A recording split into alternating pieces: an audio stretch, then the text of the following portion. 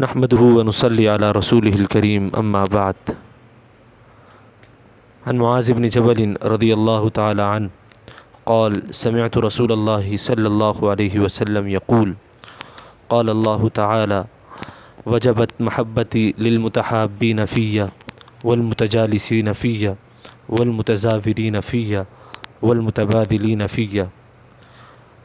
حضرت معاذ بن جبل رضی اللہ تعالیٰ عنہ سے روایت ہے، فرماتے ہیں کہ میں نے نبی کریم سرکار دو عالم صلی اللہ علیہ وسلم کو یہ فرماتے ہوئے سنا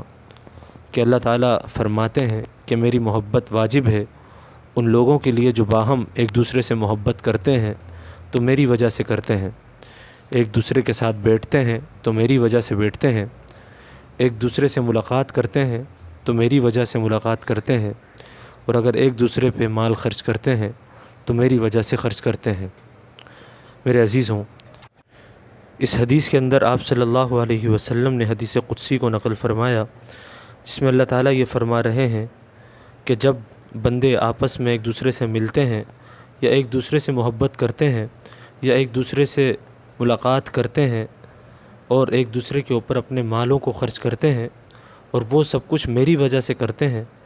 تو ایسے لوگوں کے لیے میری محبت لازمی ہو جاتی ہے اور لازمی میں ایسے لوگوں سے محبت کرتا ہوں.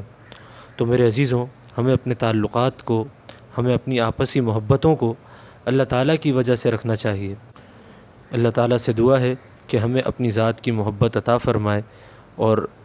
اپنی ذات کے لیے دوسروں سے تعلق قائم رکھنے کی توفیق عطا فرمائے. وآخر دعوانا الحمد للہ رب العالمین.